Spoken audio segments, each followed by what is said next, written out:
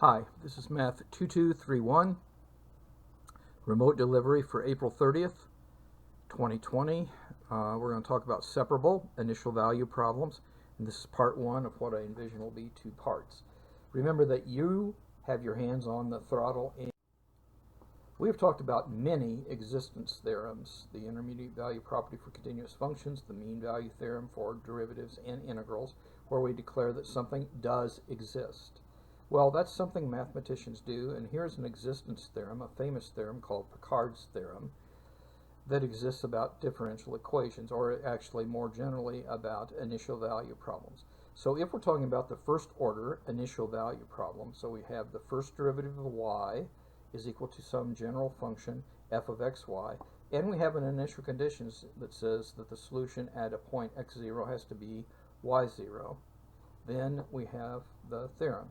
If there is a rectangle containing x0, y0, such that both the function, the right-hand side function, and the partial derivative of the right-hand side function are continuous in R, then the above initial value problem has a unique solution, and there is an interval about x0 where that solution exists. So you see we're talking about solving for what is y, and we're also talking about finding the interval of validity.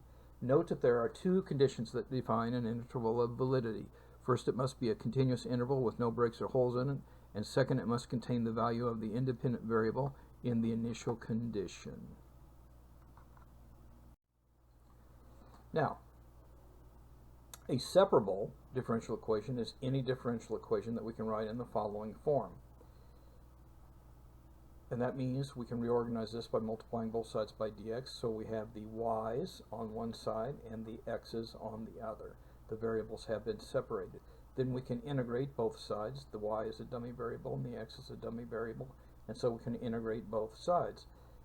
And this, provided we can do the integral, establishes a family of solutions because we have a plus c that we put up here in the answer. But if additional information is available, we can sometimes find a specific solution.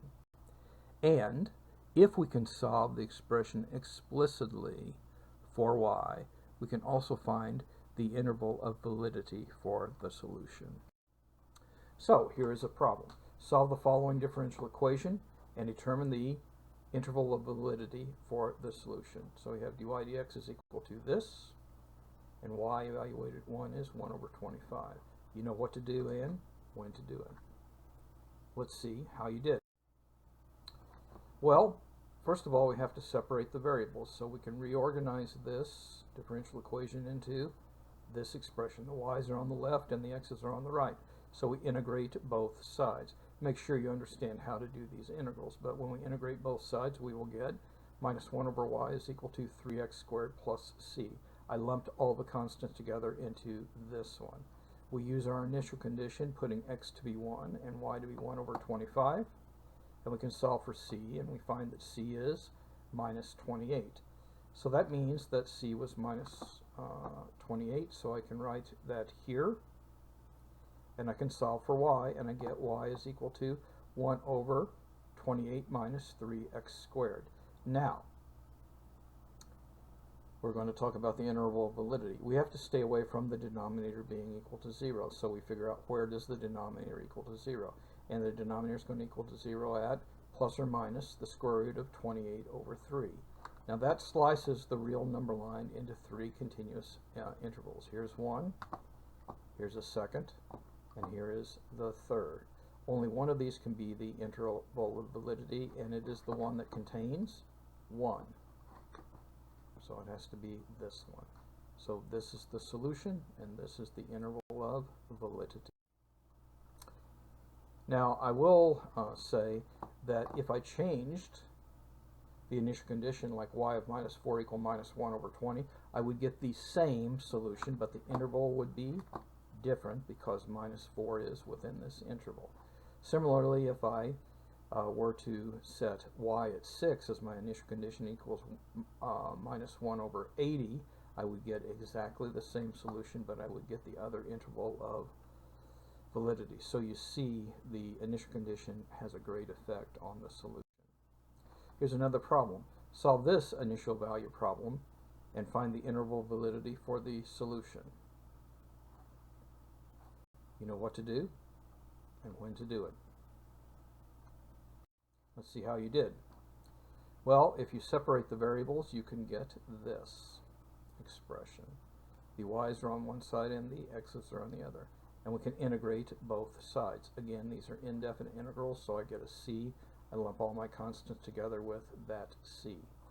And I get y squared minus 4y is equal to x cubed plus 2x squared minus 4x plus c. Now I can use my initial condition, putting in x to be 1 and y to be 3. And I can solve for c, and c is equal to minus 2. So now that means my implicit solution then is this one, y squared minus 4y equals this expression, this cubic expression. Now we haven't solved this for y yet, and we're going to do that now. This is an implicit solution, but let's explicitly think about solving this. I get everything on the same side, and you can see I have a quadratic y squared minus 4y minus this business is equal to 0. So I can use the quadratic formula in finding that y is equal to all of this. Doing some more algebra, I get this. Factoring out a 4 from underneath the radical, I get this. And simplifying, I get that y is equal to 2 plus or minus the square root of that cubic. So y is equal to that. Now I still haven't figured out which one it is, whether it is the plus or the minus. But I can look at my initial condition and say, oh, when I put 1 in, I'm supposed to get 3. So you see, I have to have the plus in order to get the 3. So the solution is y of x is equal to this expression. And for this to make sense, I cannot have the square root of a negative number, so what is here has to be bigger than or equal to 0, and that means that happens when x is bigger than or equal to, and here I rounded that off because that ends up being an irrational number. That's the interval of validity. Let's look at another problem. Or to solve it and find the interval validity for the solution. You know what to do and when to do it. Let's see how you did.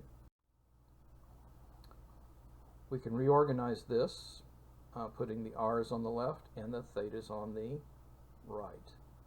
Then we can integrate both sides. When we integrate both sides, we get minus 1 over r is equal to the natural logarithm of the absolute value of theta plus c. I put all my constants here. Now if we apply the initial condition, what will happen is you will get this, and c is equal to minus 1/2. So c is minus 1/2. So the implicit solution then is minus 1 over r is equal to that. I can solve this for r, and I get r is equal to 1 over, this is 1/2 minus the natural logarithm of the absolute value of theta. Now, there are two problems here. First of all, we can't have theta equal to 0, so theta is not equal to 0. And the other thing is we can't have the denominator equal to 0 either. If we find out where is the denominator equal to 0, we take the denominator, set it equal to 0. We subtract 1/2 from both sides and then divide by the minus 1. We use properties of logarithms, and we find out that theta is equal to plus or minus the square root of 3. So you see we have to stay away from 0 and plus or minus the square root of, not 3, but the square root of e, excuse me. So these 3 points break the number line into 4 parts, each of which could be an interval of validity. But I'm looking for the one that has a 1 in it, and so this is the one that is the interval of validity for this problem. Here's another IVP for us to solve and find the interval of validity for the solution. You know what to do and when to do it. Let's see how you did. So we reorganize things so we have the y's on the left side and the x's on the right. We integrate both sides and we get this expression, and now we have a c. We can use our initial condition to determine that c has to be 4. So this means that e to the y is equal to x squared minus 4x minus 4. Now we would like to solve this explicitly so we can figure out what the interval validity is. So I'm going to take the logarithm, the natural logarithm of both sides. When I take the natural logarithm of both sides, I'm going to get y is equal to the natural logarithm of this. Now to find the interval validity, we need to recall we can't put negative values or 0 into the logarithm. So we need to figure out when is this true. Well, this is just a quadratic with solutions of 2 plus or minus 2 root 2.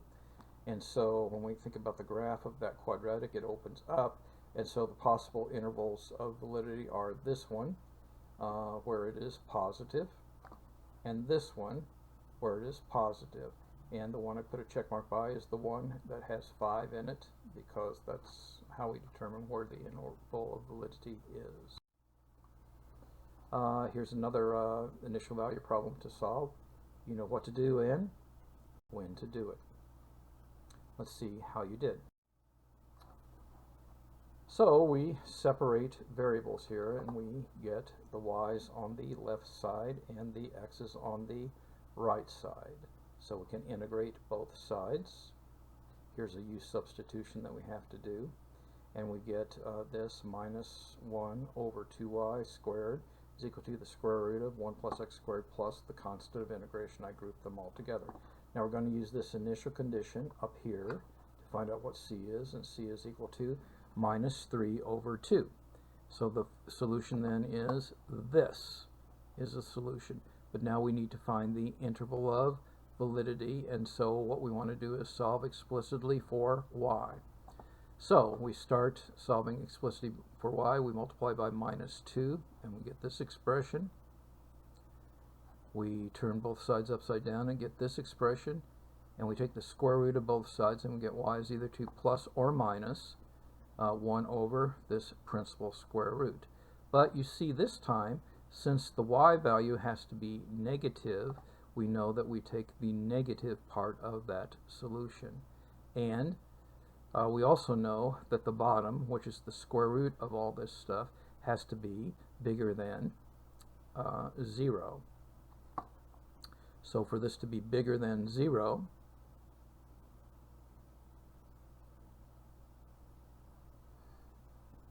we solve the inequality, and we get that x squared is less than 5 over 4. Now that means that x is between minus the square root of 5 over 2 and square root of 5 over 2. And 0 lives in that interval, so that is my interval of validity. So now we want to solve this initial value problem. You know what to do and when to do it. Let's see how you did. Okay, we start working. We do have to do some properties of exponents here and use the fact that that is the cosine, and we can end up with the y's on one side and the t's on the other. And then we're looking to integrate both sides. But this is where the wheels come off in a Calc 1 class, because unless you remember this from your high school days, this is integration by parts, which is taught in Calculus 2 at the College of DuPage. So you see, you can't always do the integrals. This is the first one we ran across. But I do have a way, as you know, of turning Calc 2 problems into Calc 1 problems, and so I'm just changing the problem at this point. So here's a new problem. Here's an expression.